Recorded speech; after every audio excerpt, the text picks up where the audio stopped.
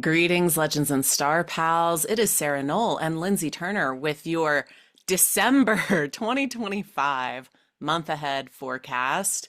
Wow, we made it, Sarah. We made it to the end of this year. What do you think about that? Rounding the bend on the year. Um, let's get through the final stages of the Mercury retrograde and then check in about how we feel about coming to the end of the year. Okay, that's Um, fair. That's fair. but Has it been a yeah, doozy for you? well, it's been um I feel like one of the things that we were wondering about November was what uh what a Mercury retrograde cycle involving a sign that Jupiter rules would feel like while Jupiter was exalted. And I would say juice is loose on what Mercury is up to in Sagittarius and Scorpio for me. So, yeah, it just feels like a lot of like revisiting very classic, very literal astrology. Like when Mercury retrogrades and gets any extra juice coming from any direction, it feels like there's just going to be times 10 in terms of like revisiting communication and how we're getting from one place to another and lots of missed connection and revisiting that. And I guess because I teach how to communicate well for a living, it makes sense that I have called it down upon me that all of that revisiting. But what about for you? What's November been like for you? Yeah, it's been a little, yeah, the typical. I've had to cancel a couple things, or yeah, just misconnections. I mean, the fire signs are in my relational houses, so I've noticed this year during the Mercury retrogrades and the fire signs that things with friends have been funny, like, oh, like everyone's coming over, no, no one's coming over, like just stuff like that. Ah, But yeah, this has hmm been in my third and my second houses, and I've definitely noticed big themes around writing and writing projects. And okay, I'm gonna, revisit this or reconsider, yeah, the way that I'm writing or what I'm writing. My car has been funny, which I anticipated with a third house. Can concern vehicles. And yeah, and then the second house, a lot of like, where am I putting my money? Does that make sense? I do I really want to be spending XYZ on this service? And so I've been canceling a lot of services.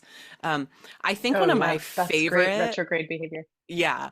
I think one of my favorite expressions of the Mercury retrograde was that I got to do the payouts to the speakers of the Astrologers Co-op conference. Nice. It was while Mercury retrograde was opposite Uranus in my second and eighth. So that like revolutionizing quality of like shared resources in the eighth. And I spent basically an entire day doling out $100 payments to 20 people. And I felt like Oprah. I was like, this is so fun. Yeah.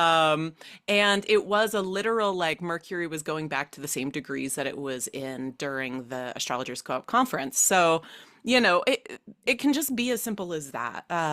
With these transits, it can be really fun to be like, oh, but we're back in this zone, and we're doing something hmm related to the last time it was here. So yeah, but I would say all in all, it hasn't been, knock on wood, like disastrous. Yeah, and it has been really helpful to reframe Mercury retrogrades or any retrograde as a matter of fact to think about them as a time to re-strategize around the needs Yes. that planet's trying to get met. And yeah, so hmm I'm really loving that kind of take on it. I love that too. I love thinking about Jupiter in your 10th, like overseeing all of this distribution of funds. There's something like beautiful about the visual of that to me. It was super cute. It felt like a new kind of role to take on of like hmm a distributor of wealth. Like it just like felt really Yeah. nice. So that was a very cool moment for me. Yeah, to have a Mercury retrograde in the second. Yeah. Um, so how about this month coming up? What are we anticipating for December? Yeah. We are looking at a lot of, well, we're looking at some ingresses and we're looking at a lot of focus between Pisces and Sagittarius. A lot Yes. of movement of planets through there. Um, yeah, and our lunations, a lot of mutability. So Hmm. yeah, it's gonna be an interesting way to end. It's gonna be an interesting way for closure in the Gregorian calendar. Of course, Mm. astrology doesn't really answer to that, but we sort of arbitrarily have to work with that. But yeah, it's kind of an interesting December, particularly on the heels of November, which was a ton of ingresses and stations. Like Yeah, it's busy, high activity November. super December busy. looks a little, yeah, a little more like pivoting and a little bit quieter of a circumstance. Yeah, yeah. I think, with all the mutability that's happening in December, right? So major activations of Sag, Pisces, and even Virgo. Really thinking about how we respond and how we react, because that's how I've been really Yeah. qualifying the mutable signs lately, is they are responsive. There's Mm, stimuli happens, and then you respond or react, and I think that that's like one of the mutable ways, whereas cardinal might like initiate, and fixed kind of yeah. sustains. We have this, like, okay, so there's an interesting posture that I think we have to take during all this mutability of being kind of, I don't know, like when I played basketball, we had to always kind of be like down and on our toes and ready to move in any direction. And I think of basketball as a very mutable kind of sport. So yeah, this kind of just be ready for anything, Mm-hmm. Mm-hmm. and be flexible, be able to pivot, be able to fall down but make it look on purpose. Is really where we're at, I think. I love that. Yeah. So how about any announcements that we have for this month? We will get those out of the way and then just jump right into the forecast. I think our biggest announcement is our Advent astrology devotional. There will be signs, which starts on November 30th. So hopefully I'll have this out on that before on Sunday. But even if you join a day or two late, it's fine. Plenty of people have in the past. But yeah, it's open for registration. You can register at badpastor.me/store. And then there is just a little thing you can click on and sign up. You'll get a daily email with a reflection on an Advent story and, from the Bible, and then also what is the moon doing, the lunar phase and the sign that it's in. You'll also receive a playlist that Sarah and I put together every year where we add a song each day of Advent. Super fun. Um, and then Sarah, what else do we do on Sundays? On Sundays, we at a particular set time for each week, um, we light our Advent candles together. So part of the emails that we've been sending out to our folks have been about like how to get some candles and make an Advent wreath. Some people have made these before, some people haven't. So if this is your first Advent wreath, on Sunday evenings, late afternoons, evenings, nights, depending on where you are, we all jump on Zoom together and we kind of go through a ritual of candle lighting and we read the writing that we've done for the day. And it's just a chance to sort of connect with each other and form a little community for the season. It's really sweet. I love seeing everyone's faces. And, I think so many of us exist kind of on the outside of the church, or maybe one foot in, one foot out. And so it is really nice to have a ritual space where we can all come together and honor this season that's so important to the tradition. So, yeah, really, really excited about that. It's our fifth year, which is amazing to me. Can you believe that? I actually, it's hard for me to believe. And it feels really cool that we have sustained this practice for this long, and I just love it. Yeah. So, um, My other announcement is that I will be doing a Healing Sagittarius's Wounds 3-part workshop. I've done Virgo, Libra, and Scorpio. So next is Sag. I'm really excited about it. It's a 3-part workshop, gently confronting wounds around the universal needs of freedom, discovery, knowledge, space, and celebration. So we all have wounds. We all carry wounds around these needs at various points in our lives being unmet. For some of us, it might be a sort of chronically unmet. And so, what we do in this Mm, workshop is we explore the ways in which these needs go unmet, strategies for meeting them, and then also do exercises of self-empathy and empowerment and communal empowerment and empathy in order to transform this wounding and heal it, and to feel more fulfilled. And so the dates that I'm holding these, I had to be a little funky because of the holidays, but we're doing Thursday the 4th and the 11th at 3 p.m. Mountain Time, and then Wednesday the 17th at 3 p.m. Mountain Time because I'm traveling on the 18th, and I'm going to get to see my dear Sarah while I'm traveling. And we are doing our very best to rendezvous for the last candle lighting of Advent together. So that'll be really sweet. It'll be so fun to see you, Sarah. yes, I'm looking forward to it. Yes. And then also, lastly, my Empowered Astrology Retreat is in Tucson on January 9th through the 11th in Arizona. Look, if you get the doldrums in January and you want to be on in one of the warmest places in the US, Tucson is where it's at. And also, we're going to have a great time. So stay tuned for emails and updates on my website about the Empowered Astrology Retreat. All right, Sarah. What are our 3 words or phrases for the month of December? Yeah, so when we look at the astrology, we kind of take it week by week. And lately, we've been picking some theme words. Part of what we want to do as astrologers is invite people into like a spiritual level of reflection for the weeks that they engage. And so the words we came up with for December Yeah. are closing time, bubble popped, and sobering up. Yeah. I am here. Sounds really fun, doesn't it? Closing time bubble popped and sobering up. But the reason that we, came up with these phrases is that one of the big things that we're seeing this month is a lot of cycles wrapping up and closing. We're kind of moving out of for the year. I'm thinking particularly Mercury retrograde. Also, the grand water trine is starting to dissipate because Mhm. we're getting all these planets moving out of Scorpio. And so that's finishing up.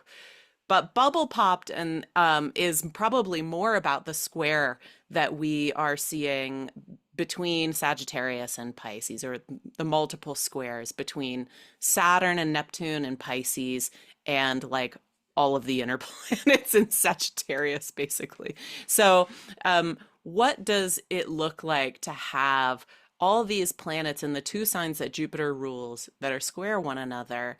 And my thoughts on that, Sarah, and I'd be interested in hearing yours too, is that I think of Sagittarius as being a sign that is really concerned with journeying outward, with chasing down something on the horizon, and literally in like either either physically or philosophically, right? Just like chasing something that's out there. Whereas Pisces is really about a journey inward and chasing what's in there, inside. And if you know Sagittarian influenced and Pisces influenced people, I think you'll often see that. I think a lot of Sagittarians that I know are journeyers. They love to travel, they want to go, they want to see new things, explore new places. Whereas Pisces folks are doing that, but kind of in the mind. And they have a whole world, which I think gives them this mm, stereotype of being spacey, but really they're on a journey and it's going inside. And what is the tension that we face both like in the world between those 2 ways of being and within ourselves? And I'm wondering, Sarah, yeah, if you have anything to add to that. I was thinking about how these two signs, they always meet in a square, right? So they're never facing off, they're always meeting at what we sort of talk about sometimes is like an intersection, like when two vehicles pull up to an intersection at the same time and one's got to go, and there's the negotiation that has to happen there. I was thinking about that in terms of going inward and going outward. You can go all over the world and never really attend to what's wounded, thinking about Sagittarian wounds, but like what's hurting or what needs attention inside. And similarly, you could really self reflect, like ad nauseum, and forget to take action, like forget to be out in the world and cultivating relationships and seeing Mm, the impact of your inner journey. And so I was thinking about the way that a square between those two signs that Jupiter rules means that we're always needing to be doing kind of both of those things. It's not really a standoff. It's more of like we have to be engaging both of those energies in order for either of them to really come to full fruition. I feel like that's the generative, that's the way that a square is kind of generative for us. We have to have yeah. both. Absolutely. And one really informs the other. They co-inform. I know Right. like when I go out into the world and explore something new, which as a Cancerian, challenging for me. I like to be in my comfort zone where I know everything and where my cozies are. But when I am able to get out of my comfort zone and go see something new, I also notice that my inner world changes and develops because of that. And I think that that can also be what Sagittarius is all about. Now, the shadow side, right, is that the two are divorced. Right. And we see that too, like people who just go, go, go, go, go, chasing after something and never finding that kind of inner fulfillment of that Right. Piscean, of the Piscean waters. Um, so, yeah, really fun time, I think, to be exploring the relationship between the two. And I'm thinking about it a lot because I'm partnered new, I mean, sort of new. It's been a while now this year with a double Sag, and he loves going on adventures. And I'm like, Mhm. lead the way, I'll go too. And it's been really, really rewarding as a Cancerian to have someone who's willing to help me with that. So, really cool. It's energizing, right? Like Hmm. Sagittarian energy is often really energizing energy. It like pulls you up and out in this kind of like bright forward kind of way of being. Yeah, up and out, I think are great directions for Sag. Yeah. Beautiful. All right, well, let's jump into the week by week. So, our first week, we're going to talk about the dates, December 1st through 7th. And Sarah, what are our three words to describe this week? You're never going to believe this, but the words for the week are appeal, pivot, and retrieval. Is it Okay. time now? Is it time now? Yes, it is. We're doing great. Um, so what it has snuck in, I want to say before this first week of December, is that Venus has moved into Sagittarius the last day of November. So we didn't really spend a lot of time talking about that. Um, but yeah, just kind of immediately this first week, Venus in Sagittarius makes a sextile to Pluto. Um, Early on in the week. I mean, I'm thinking so much of the Epstein files with Venus Pluto contacts, really, really. And yeah, when I think of Venus and Sag, I think of this planet that is trying to strategize for mutuality and justice in a sign whose Hmm. essence is freedom and discovery and knowledge and truth, really, truth. So, how do we bring those things into our relating, like whether that's romantic relating or platonic relating or relating with your neighbors? How do we cultivate, yeah, freedom and truth and in our relationships? And yeah, Sarah, do you have any thoughts on Venus and Sag? Um, Sometimes when we talk about an ingress, we talk about like what is over, Mm, in addition to what is beginning. And I think Venus and Sag means Venus and Scorpio time is over. And I think that's the square to Pluto. Venus and Scorpio is Venus having to do a lot of like work in what's under the water, what's under the surface, what maybe has been hidden, what maybe has been mm, disregarded, what's being composted. And there's something about any planet, but maybe particularly Venus, in that move from Scorpio and what's under the surface to Sag, which is like goal oriented kind of energy. Like when again, we're kind of in the same theme, like when we pulled something from within, our goal will inevitably change. So I'm thinking about Venus and Sag in on the heels of Venus and Scorpio, which again is always how Mm, it happens. yeah. That there's direction to Venus based on what they've discovered. And I think about Yeah. the Epstein files and this sort of like trickling up to the surface that's sort of happening right now for us collectively, for many. Girls, children, who have been growing up through this whole process and who are pursuing truth and some justice as Mm, a result of these things like coming to light. So I yeah. like that we get to kind of keep track of Pluto in that square formation when Venus is in Scorpio, and then we can look at the sextile formation when Venus moves into Sag. Is like, how do I work with what's being pulled up from the underworld in a little bit different kind of way? Yeah. Oh, wow. That's such a, I love that. Yeah. Thinking about that movement from these vulnerable waters of Scorpio, where, Mhm. we're really negotiating how to be safe with one another. And then kind of being like, all right, we've explored that, and now we're going to move into like, how do we move from that place of established safety and security, or not, right, and into this place of kind of open air truth, yeah, Mhm. and the pursuit of like something more, than what Mhm. than what we were or what we are. Yeah, that's really cool. um Excellent. So, just a couple of days after that ingress of Venus into Sagittarius, we get our full moon in Gemini at 13 degrees of Gemini. I think that this is a pretty loud point in the month. So, the month, I think, kind of starts off with some pretty big bang energy. A full moon in Mhm. Sagittarius, or sorry, a full moon in Gemini is always going to be, I think, a bit chaotic, because we have the chaos of a full moon in general mixed with this mutable air sign that, wants to do all the things, say all the things, touch all the things, just kind of like, yeah, it's very, very curious and chatty. So I actually think that this can be a really full, or a really fun lunation to, yeah, like have a conversation under, or play a game, or just doing something Mm. that's really lively. But there are some really interesting signatures in this chart. And Sarah, I'm wondering if you can tell us a bit about what we discovered when we were looking at this chart. Yeah, so one of the things that we're aware of, we always look at what we might call the ruler of the lunation, like what planet rules the sign where this lunation is taking place. And so we're talking about Mercury ruling Gemini, and what we've been following for all of November is Mercury doing this final of the year, final retrograde cycle in a fire sign. So it's coming out of that.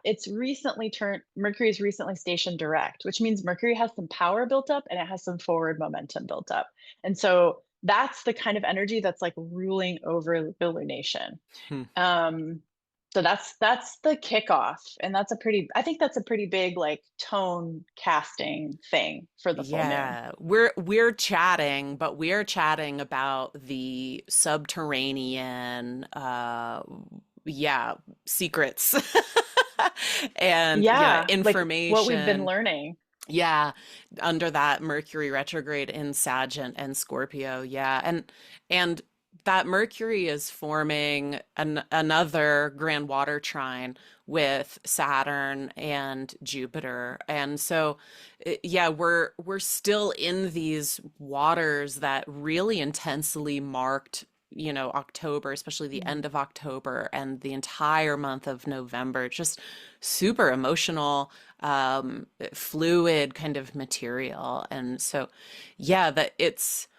kind of a strange one, I think, where we have the fun chatty energy of Gemini, but it's like, what are we talking about? What's coming up? Yeah, really, really wild. Anything else around this chart in particular?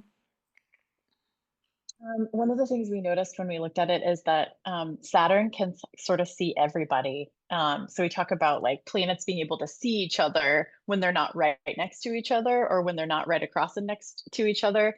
And so it matters like what planets are interacting when there's a full Hmm. moon, like what things are getting like lit up just by the way that they're in aspect to each other. And one of the things we noticed was like Saturn can see everybody, even the planets that are not aspected by the full moon, the sun and the moon opposite each other in the chart. Saturn can see it all. And so I I think a part of December for me and maybe for some of the rest of us is about watching Saturn do this final going back and sweep through the end of Pisces. Like we've had a taste of what Saturn in Aries maybe is gonna feel like for us. It stationed retrograde, pulled us back into this Pisces story. I mean, the story of Saturn in a particular sign is always a big story. And so I feel like Saturn being able to sort of connect everybody, like Saturn being the connector is a different thing than like Mercury being the connector or Venus being the connector or Jupiter. When Saturn's the connector, there's a sort of like a seriousness maybe Hmm. that comes, like a clarity or simplicity or like a desire for those things that comes with Saturn. So that's another big thing that we kind of noticed when we were looking at this. Yeah, it does seem like this full moon is going to signal what Saturn has accomplished in Pisces, for better Yeah. or worse, individually and collectively, this sort of restructuring of the inner life, restructuring of, especially there with Neptune, of what we think is real. I'm thinking a lot about AI, illusion, delusion. Mm, Um, yeah, really, really interesting stuff for, I'm thinking about God, this really interesting, terrifying reveal of, I don't know if you heard this, but Twitter X did an update where when people would log on, it would show you where in the world they were logging on from. And the Homeland Security account was in Tel Aviv, and all of these far right accounts were in other countries. And so, yeah, I just think of this going back to the like bubble popping theme that we were talking about for the month, of the, Sag square to this Saturn and Pisces is like, what's really real? What have we been led to believe that's real that we are learning, in fact, is not? And that's kind of, hmm. it's a little scary. But also sobering, right? Like sobering up, our other Yes. theme for the month. And this full moon chart really also captures the applying square between Mars and Saturn, which we'll talk about because that goes exact just a few days after this full moon. Um, I also wanted to mention that this chart activates a lot of Donald Trump's natal placements, like within a Yeah. degree or two. He has a Sun Gemini full moon in his chart. It's just the opposite of this one because he's a Gemini sun. He has what is it? A Venus Saturn conjunction in Cancer that Jupiter is lighting up. There's quite a bit of activation around his natal chart. So I think it'll be interesting to see what goes on with him and the in the news this month. Um, I wanted to read my quilted oracle, if you'll recall, last month. I just wanted to go back as part of my Mercury retrograde in the third, go back and revisit some old writing that I did where I came up with symbols for each of the new full and quarter moons of the whole year. So 52 symbols, or maybe it's 48 symbols. And the symbol that I came up with for the full moon in Gemini is scroll, like a scroll of paper. Scroll reminds us there are magic words. The words we speak have power, and now is a time to remember the poem, song, prayer, spell, or incantation that will best serve you in this moment. Speak over yourself and your situation and know that your speech has power. And so I wonder how we'll see this theme of speech having power showing up under this new moon. Or full moon. I'm kind of excited about it. I think that's beautiful. It makes me think again about how Mercury goes through retrograde cycles in a particular element. And this is wrapping up Mercury's time in in fire, doing Yeah. retrogrades in fire all year long. So I love this image of thinking about like my words are powerful. Like the spirit is moving through my words. So I want to take that really seriously and think about like coming from all the revisiting of like my spirit and my power this year. Like, what do I have to say? I think that's a Mm. beautiful way of thinking about this. Oh, thanks, Sarah. Thank you. Yeah, and the last thing I'll say about this week and this lunation in particular is that this is the last of the grand water trine that we're getting, the last kind of iteration of it, because all of the inner planets hit that grand water trine. Um, and Mercury is the last, but I looked ahead to 2026 and I saw that all of the Mercury retrograde stations next year are in water signs and they're in late water signs.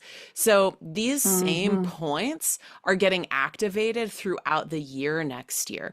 So we might notice that things that really came out in the wash, so to speak, in October, November, December this year get kind of, yeah, thrown back into the mix over the three water retrograde cycles next year. So I thought that Mm, was just I'm a so glad you cool, noticed that. yeah, cool discovery. All right, let's move on to the second week of December, the 8th through the 14th. And Sarah, tell us our three words or phrases to describe the week. All right. So I couldn't decide between last call and take the check, but I want, for me, it's like something that involves like, you got to go. So you got to like make sure you got all your shit together because you got to go.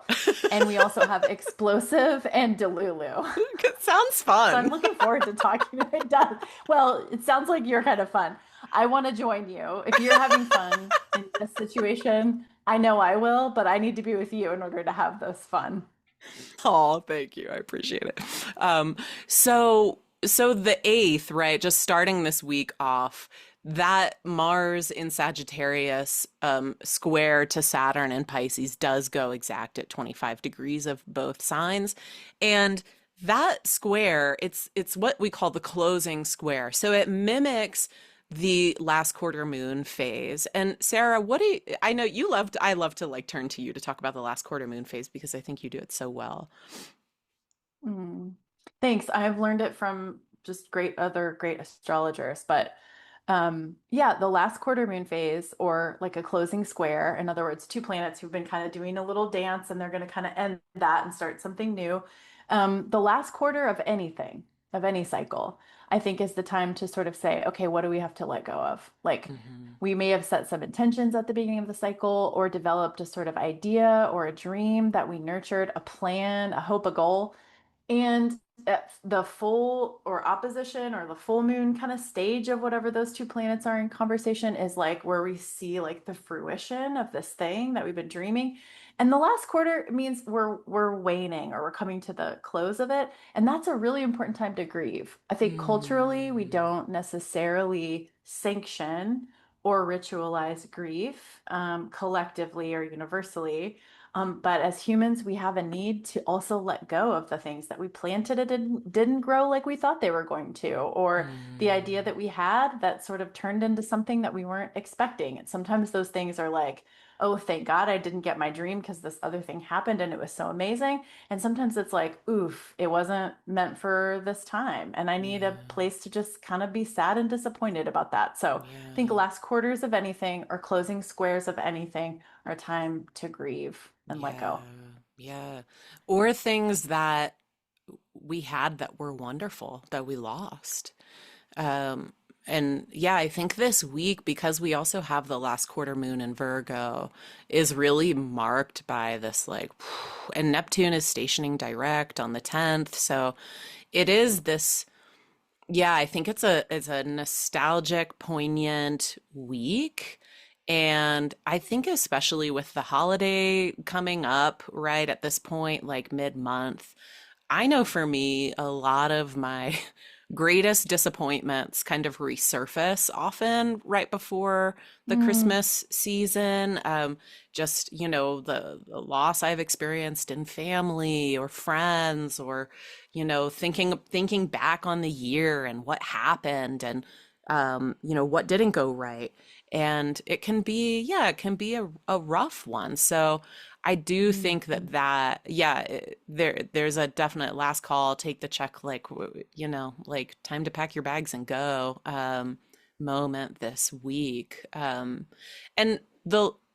I think that we can refer back to the Mars Saturn conjunction, which happened a while ago. It was in April 2024 at 14 degrees Pisces. And that conjunction was captured, if you'll recall, in that solar eclipse we had in Aries on April 8th. Oh my It God, was that's right. applying. And that April time period, I remember politically, like things were getting really bad in Rafa.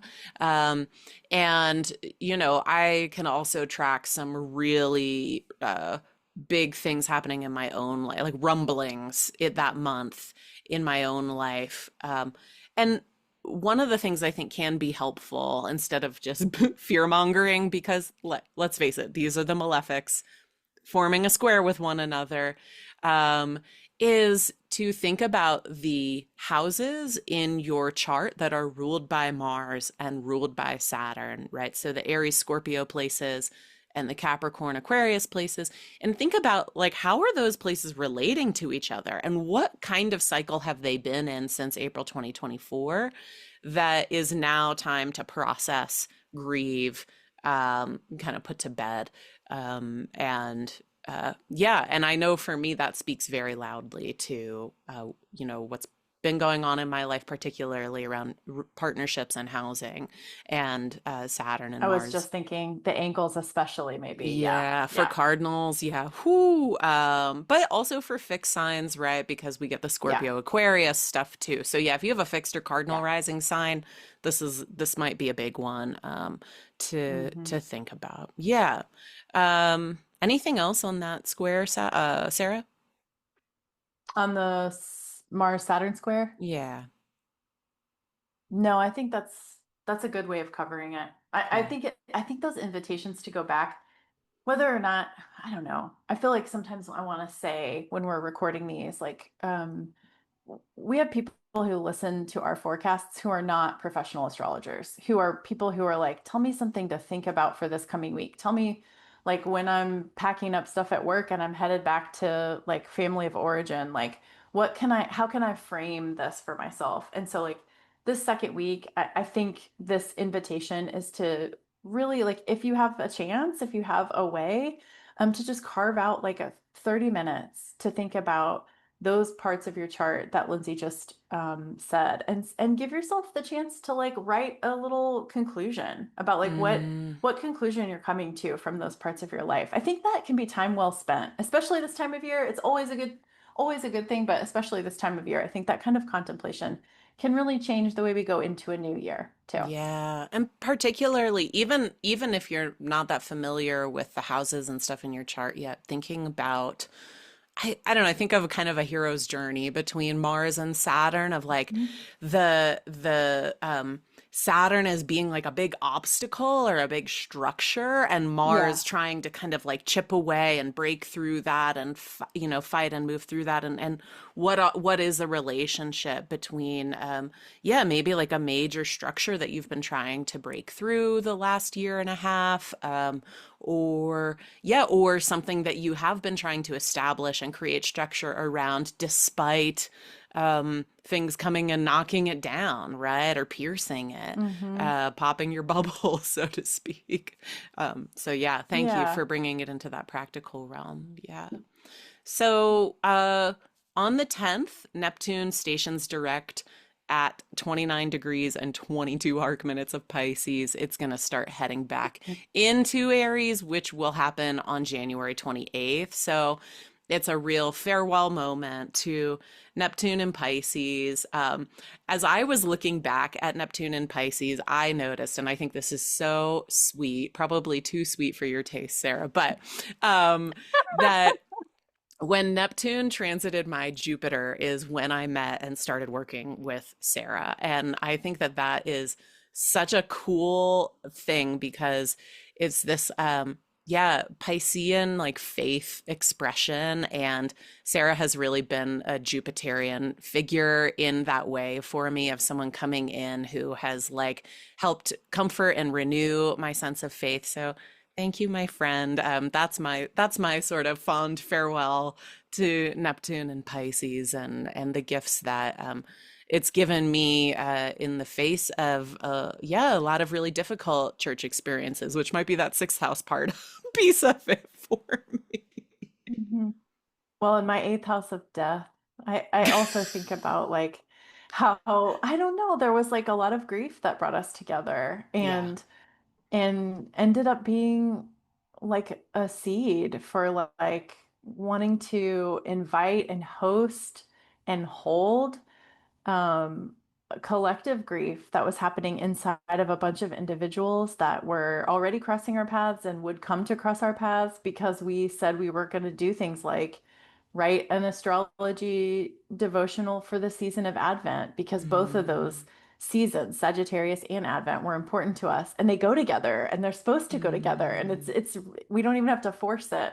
And that feels so similar to our relationship. There mm. was nothing that had to be forced. It fell into place. That feels really Piscean, like when something just works and you don't even really Kismet. know why. That feels like Neptune. And so I was gonna say, like, is it just me, or have we been saying goodbye to fucking Neptune and Pisces forever? But it is because we have been.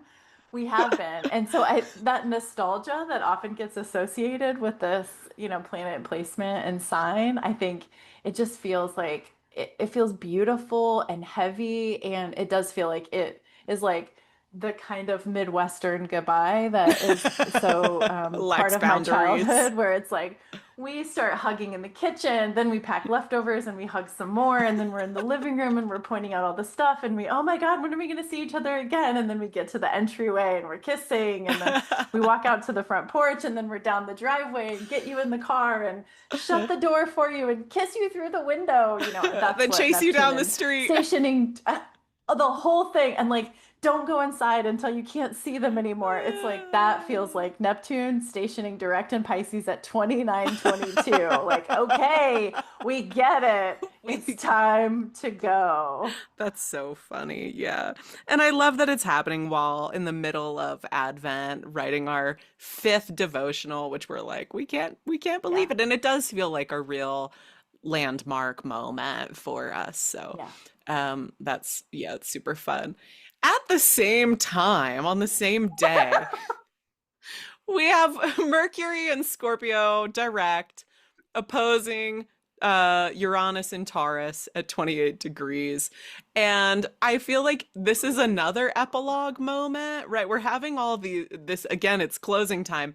Um Epilogue moments of like, okay, Uranus has come back into Taurus. It's Yes. maybe trying to close up a chapter, but Uranus likes to do things in an opposite way that we expect. So maybe closing up a It's chapter looks right. like opening up a new thing. Who knows?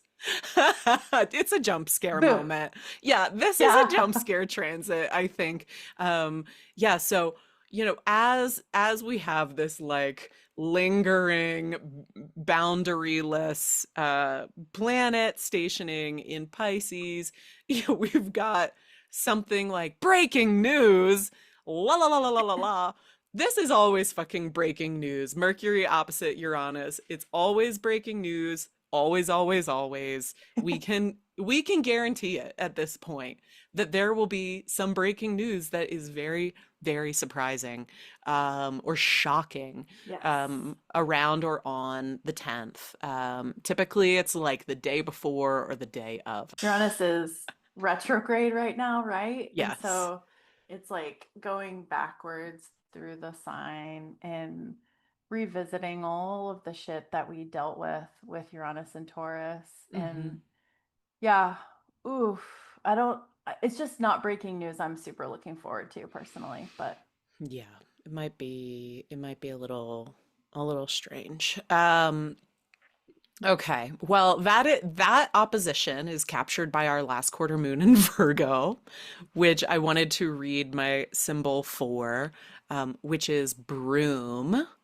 Broom is here to remind us to practice our hygiene, whether that is spiritual or physical. Cleaning up helps us integrate lessons, feel more at peace, and create space. A powerful magic symbol, broom enables us to fly by keeping the ground neat and tidy. What could use a deep clean in this situation? And I feel like that is a little bit too apt for a Mercury and Scorpio Seriously. opposite Uranus and Taurus moment. And all of these planetary cycles or planetary movements through signs in these late degrees. I mean, for people who are looking at a chart of like just the current sky around this time, like things are just in late places and they have been. So yeah, the broom is like we're literally sweeping the bar out. Like you gotta go. Like you gotta what are you still doing here? Like, get it in the dustpan, get it in the trash, and get the fuck out.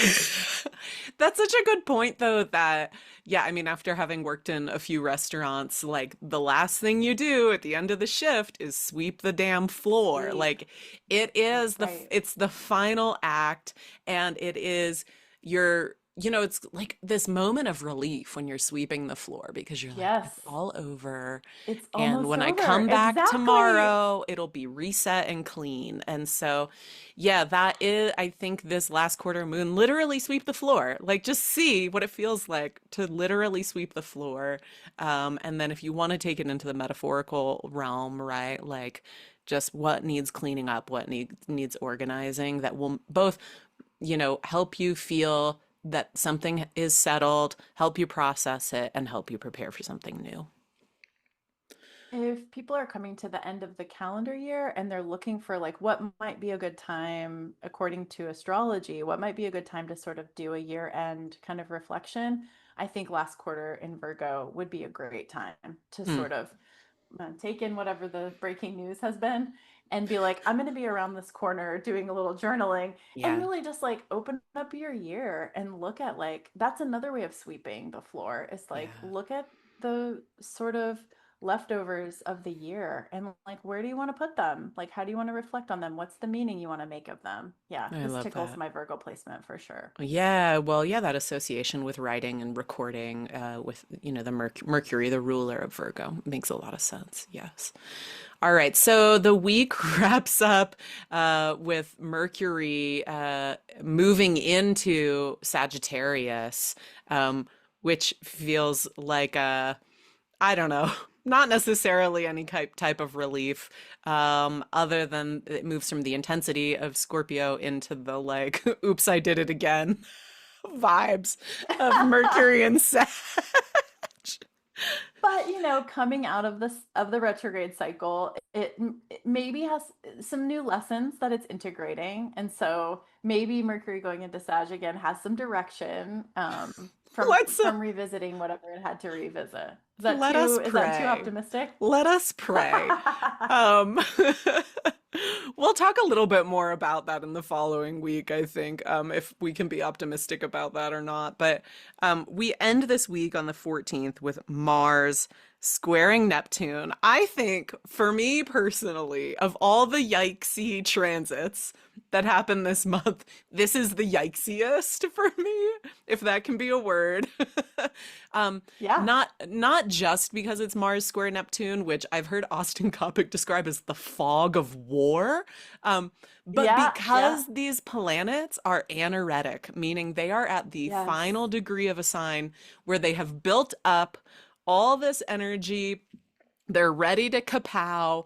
And those areas of each sign are always ruled by malefics when we look at what's called the terms or the bounds of a sign. So, uh, we have noticed, Sarah, you and I, that whenever Mars is at the final degree of a sign, it means trouble. Duck. Duck and cover. This- I do not like Ah. this. And I don't have a ton of like I mean, my best interpretation, right, is that this is a like bad guys go down under this square, Mm, right? Is that there is something, a bubble is popped, right? Some sort of delusion or illusion of Neptune and Pisces. Mars in Sag is like, guess what? Blip! Like, but it's clean up on aisle 9 for sure. Like no one gets yeah. out of that unscathed. Yep. I think that's right. All Yeah, right. Mars is always just doing the most right before they leave, you Yep. know, Yep. dropping a turd right before they leave. Bye. That's And what in it's feeling. It's like, oh Sagittarius, my God, which is, yeah, that sign of the horse, they literally shit everywhere. just shit in the street. None of those beautiful leather diapers, that they put on horses in parades. It's just free flowing, free Leather. balling, anoretic Mars and Sag. God, and we thought Virgo had bowel issues, right? Like maybe it's really Sag. Yeah, it's Anyway, interesting, right? And following it is. Scorpio. It We could is. probably do some dreaming on that. It is. Yeah, absolutely. It's like now we just shit anywhere we want. I was gonna say it's like diarrhea. It's like explosive diarrhea is what Sagittarius, Mars and Sag. The poop in each of the signs, right? But we could do a whole we could do a Why carousel are on we here? Instagram. I What's don't know. happening? It's still Scorpio. It's Mercury retrograde in Scorpio. We're talking about poop on the fucking That's true. podcast. That's true. Okay. We're pulling it together and we're moving into the We're here. third We're week professionals. of December because we're pros at this. December 15th Oh, through and look at the words which inviting one us I to know. serious. The words for the third week: resolve, fit check, and efficiency. Look at this, like clean up your attitude. I feel like sitting up straight just reading those words. I know, but I want to make a note that it's efficiency with a question Question mark. mark? It's like it might not I be know, I'm like looking forward to that efficiency. one. Yeah, Uh-huh. efficiency. Well, and I say that because let's start. We're starting off with a bang. Mars moves into Capricorn on the 15th. I am I'm not going to say I'm thrilled because you're right. You clocked me when I said I was excited about Mars and Scorpio. I thought I thought that having the return of the ruler of my second house meant I was going to become a millionaire that month, and I didn't. So, you were You right to didn't. clock me. In fact, I indeed lost a lot of money during Mars and No Scorpio. part. Um yeah, there were like so many cancellations. I'm also blaming Mercury that I lost quite a bit of Yeah. planned income. So, okay. I'm not going to be like rah rah Mars and Cap, but it is my natal placement. I do find Hmm. that during my Mars return, especially because it's in my fourth house of home and family, is when I'm often making major, massive improvements to my home. And I actually really Mm, enjoy that. And it only happens every 2 years. So yeah. here we are. My slogan for Exalted Mars and Capricorn is I don't have time for that. I love it. I just don't have time for that. Um, Now, in my case, my Mars is retrograde, so the things I don't have time for are like gender, uh, typical expressions of family. You know, uh, it makes me kind of a weirdo, I think. Whereas maybe someone who has like a direct Mars and Capricorn might not have time for, you know, wasting their time that they're putting into their work or something like that. So, yeah, treat that how you will. Do you have any other thoughts on Mars and Capricorn, Sarah?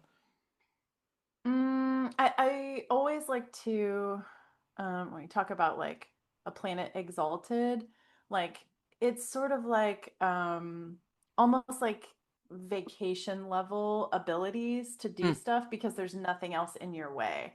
hmm So I think about Mars and Capricorn, it's Mars and Saturn's home sign. It means that that kind of sprawling chaos monster that Mars can kind of be sometimes gets a lot of structure. from Mm-hmm. being in Saturn's home. And so Mm-hmm. that's when like that ambition and direction and agential power that Mars has to like initiate and go after stuff is it can be it have some of that order. So I don't have time for that is a great way of talking about it, and just like being able to set your goal and do your goal and like work your plan and not let the distractions in feels like what the promise of Mars in Capricorn. Yeah. I mean, this is a great transit for getting shit done. I mean, use it. This is mwah. I mean, I just think it's yeah, use it. And it really is, and I experienced this in my nativity, which is it's disgusting, frankly, is first try success is and that is something that has like marked my life, and it's dumb Mm. stuff. When I was a kid, I remember in second grade we all lined up to shoot a basketball for the first time during gym class, and I got like nothing but net on the first try. And that is so that's Mars and Capricorn, right? Like most of the second graders couldn't even like hit the backboard, and I was like whoosh, hook shot. Yeah, or like shooting an arrow for the first time and getting a bullseye. These are real life experiences that I have had, Mm. and it is, it's both my lucky star and also the bane of my existence, for Yeah. many, many reasons, that I won't get into outside of a therapeutic context. But I don't have time for that. We don't have time for that. We don't have Okay. time for that. So that's my like efficiency. But then my like efficiency is that we are dealing with Mercury and Sagittarius, which is Yes. not an efficient um transit at all, really. On the 16th, Mercury does leave that 6-degree mark where it's stationed retrograde. So it's leaving, it's like the shadow, the post retrograde shadow is what we call it. Um, and so there is some resolution around that Mercury retrograde story, I think. But Mercury in Sag is silly. Yeah, it says the quiet part out loud, and we love it for that. And we love our Mercury and Sag folks for saying the quiet part out loud because we need that. But it's not known for tact. Yeah. Yeah, or like direct kind of uh engagement of things.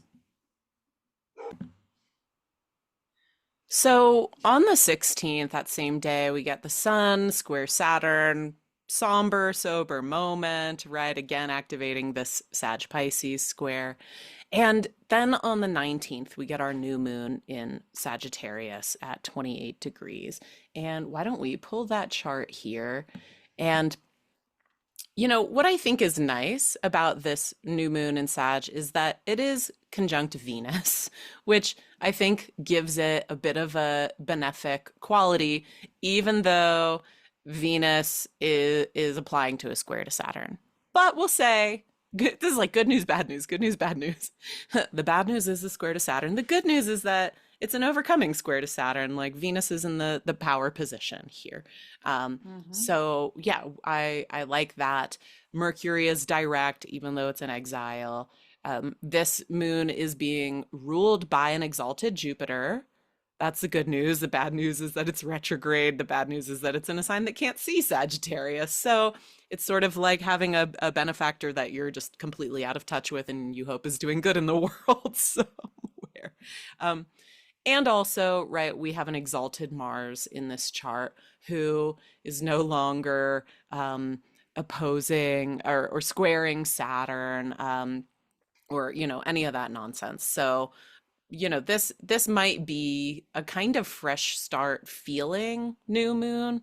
I don't know, Sarah, any other thoughts on this chart? On the new moon, it for me is one of the last four things we've talked about that gave me the word resolve, because it's like, okay, we're gonna start new and we're gonna move forward. Mm-hmm. So we're out of retrograde shadow. Mars is into Capricorn, where it's got juice for forward, organized forward movement, the march forward. hopefully for good reasons. And we've got a new moon where we're being invited to sort of think about what do we want to do next.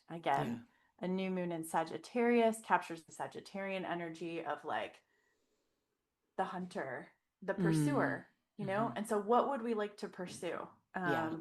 coming out of the new moon? And again, this is around the time that people might be traveling or might be beginning to host travelers.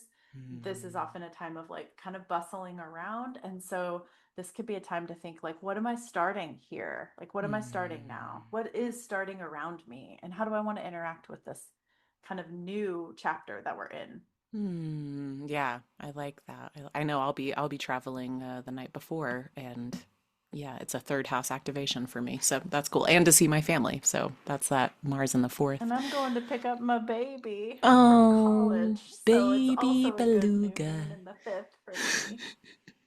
So sweet. Yeah.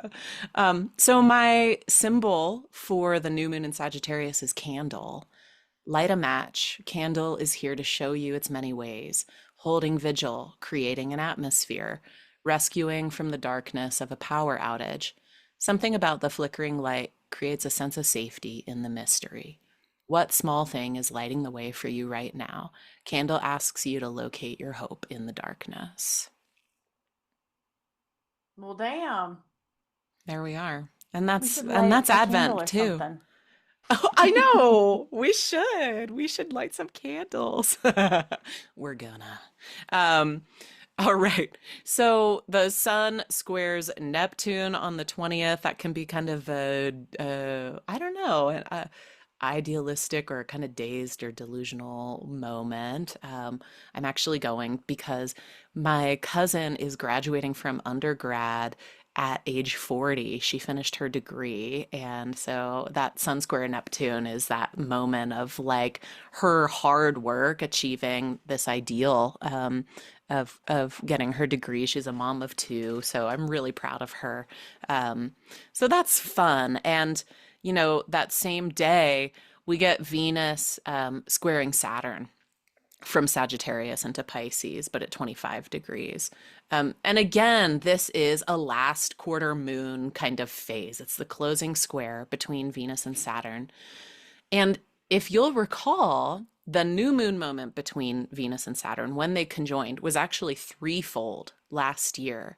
They had three conjunctions because Venus went retrograde in the signs of Aries and Pisces. So the first conjunction was January 19th. And then we had two more in pretty quick succession in April 6th and 25th. So the Venus Saturn conjunction, I think, was a very big energetic signature of this year. So again, there's just all this activation of the late water signs, particularly late Pisces right now, to think about. And so, yeah, what to think about, what's been the story since early this year between love and relationships and the structures and restructuring of our inner worlds. And whew, man, when I pose that question to myself, I'm like, amazing. My inner world has changed so much this year, and it has been reflected in the relationships that I've begun and continued to cultivate in some really exciting ways. So, yeah, Sarah, do you have any thoughts on the Venus square Saturn transit? For me, I really thought of like looking in the mirror and checking if how my fit is. I really did think of fit check here. I thought of like, Mm. okay, do I have what I need? Have I been gathering what I need from this story? I think of Venus and Saturn interacting in a kind of like um, adornment for a purpose. We talked about Ooh. like flowers for a funeral are different from just like, oh, you know what? I'm spontaneously going to get flowers and put them on my table because it makes the room pretty.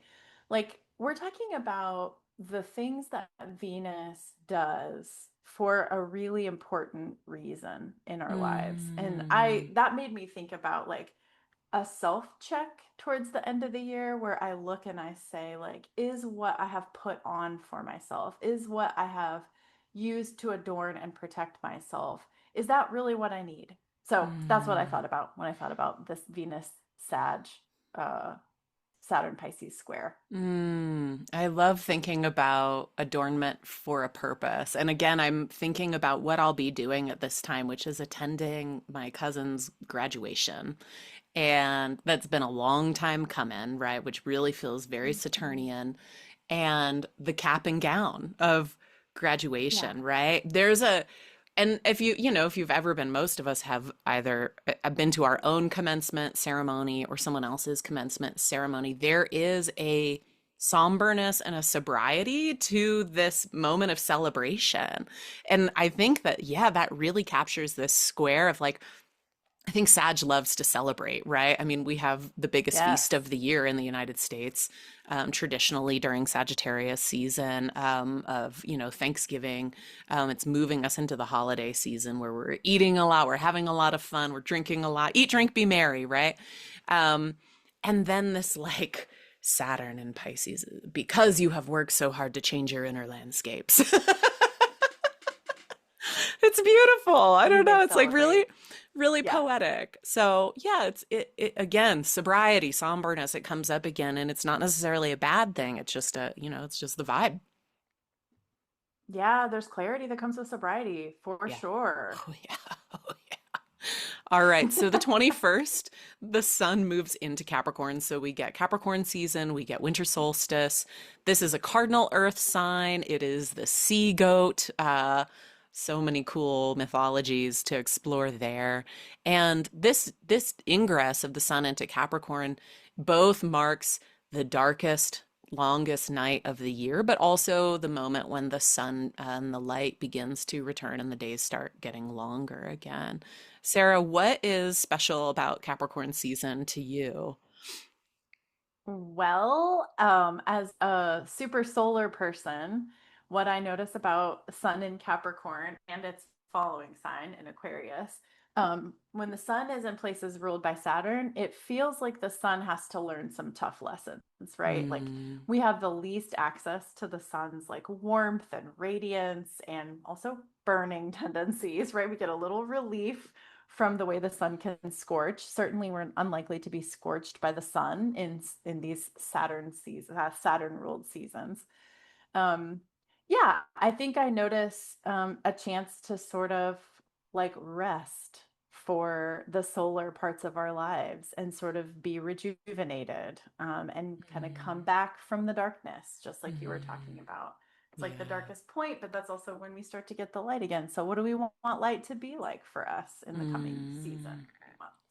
I love that. I remember a friend of mine many years ago when we were in New York, when I was in seminary, and she is a double Capricorn, sun and rising, um, and I was getting seasonal depression, and she looked at me and she said, "Lindsay, you got to be the queen of the night." And I Oh just, my gosh. when someone says something like that to you and you just never forget it. And ever since then, I have wondered, in my own genderless way of what does it mean to be the queen of the night, right? What does Yeah. it mean to rule over one's own darkness and the power of one's own generativity and this place of deep, deep rest and quiet and mystery and yeah, potential.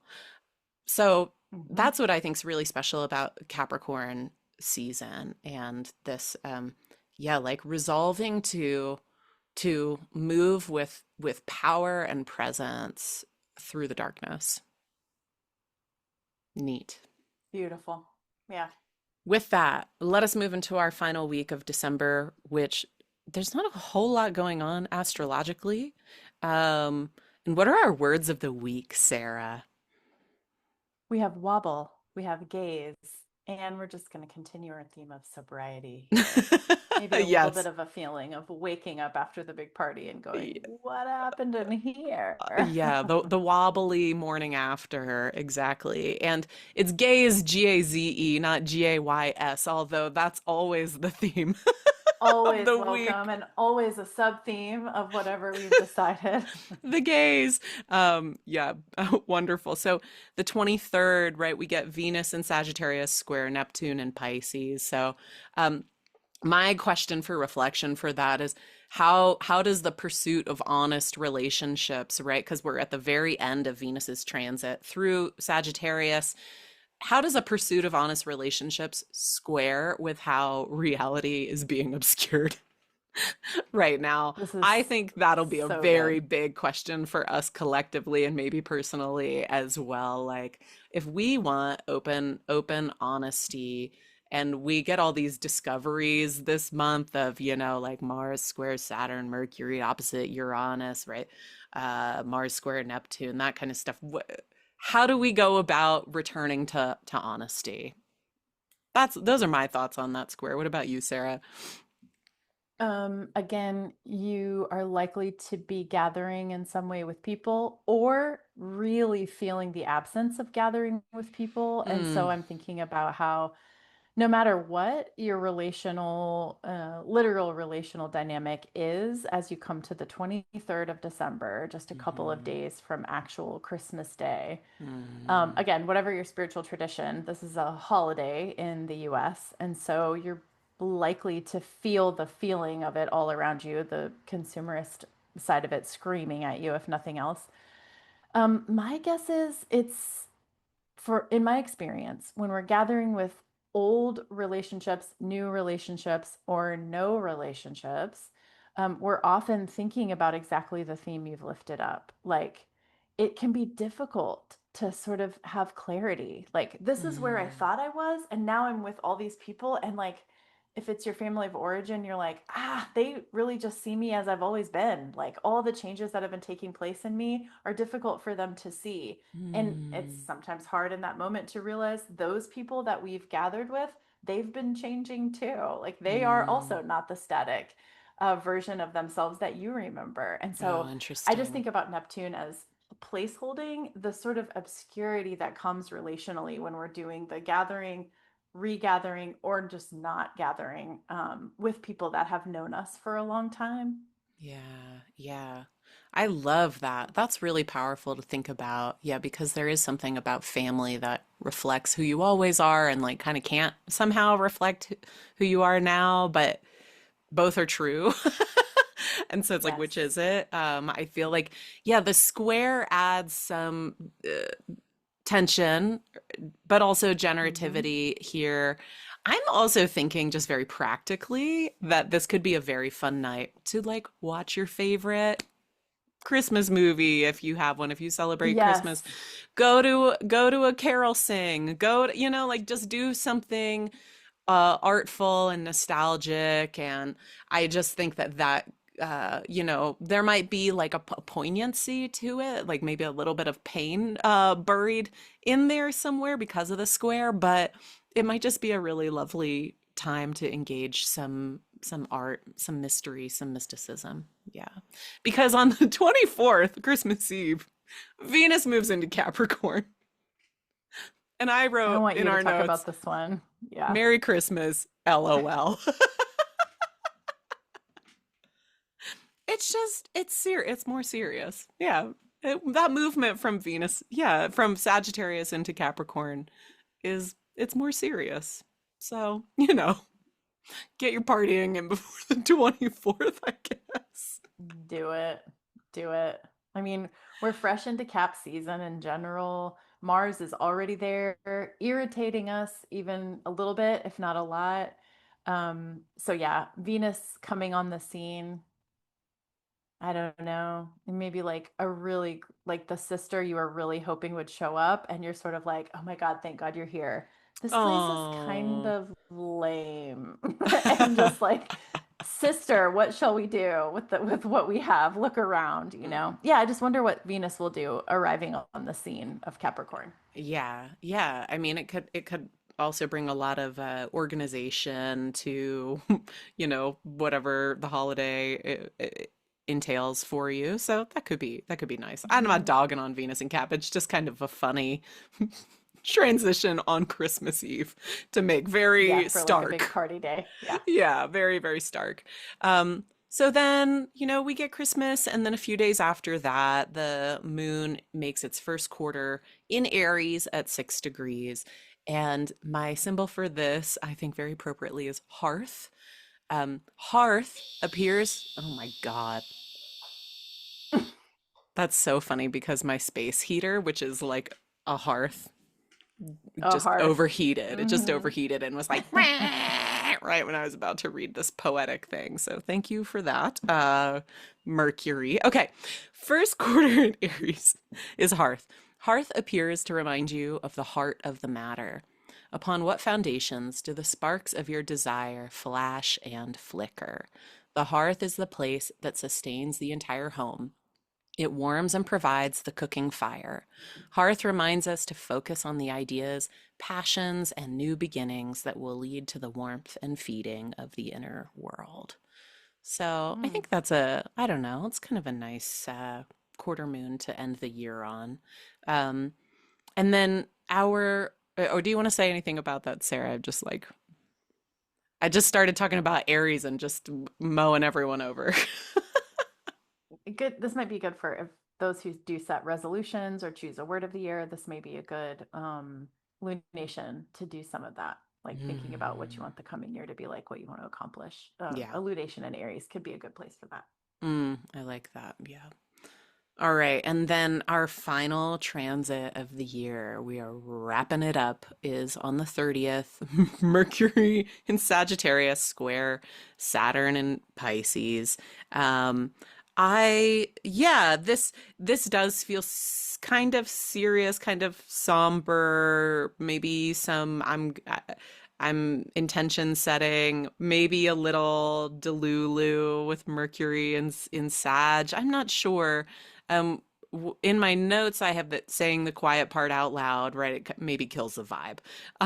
So there might just be a little bit of a vibe killer on this day.